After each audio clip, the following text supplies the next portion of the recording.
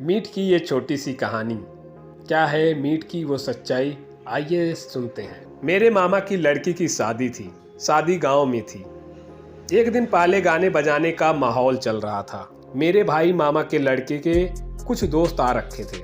उनकी पड़ोस के घर की छत पर पीने पिलाने की दावत चल रही थी।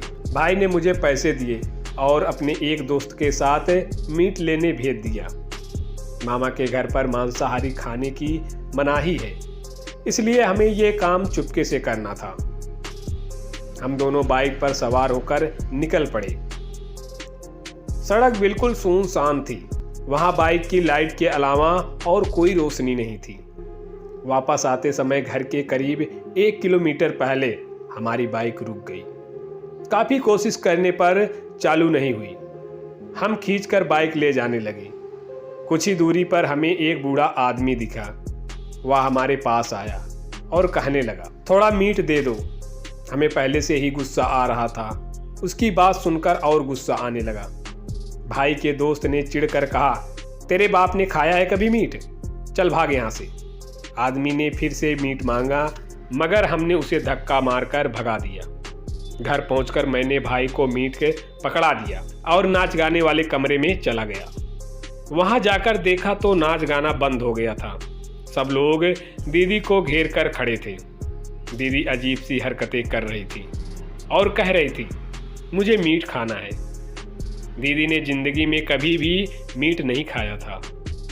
सबको समझ आ रहा था कि ये भूत प्रेत का चक्कर है। मामा ने दीदी को जोर से थप्पड़ मारे। दीदी ठीक हो गई, मगर मामी अजीब सी हरकतें करने लगी। ये सिलसिला चलता रहा। भूत एक को छोड़ता तो दूसरे पर लग जाता। सब भूत को समझाने लगे कि इस घर के लोग मांस मछली छूते तक नहीं हैं। पर भूत ने बताया कि इस घर के लोगों ने मीट मंगाया है और मेरे मांगने पर मुझे नहीं दिया। ये सुनकर कुछ कुछ बात मेरे समझ में आने लगी। मैं भागकर भाई के पास गया और घर और रास्ते पर हुई घटना के बारे में बताया। भाई ने वहां से मीट का एक टुकड़ा उठाया और चल दिया। उस समय भूत दीदी पर लगा हुआ था।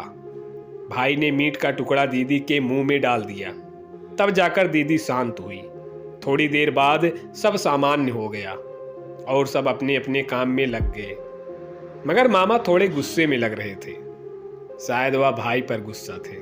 सो दोस्तों, यह थी छोटी सी स्टोरी। मिलते हैं नेक्स्ट वीडियो में। धन्यवाद।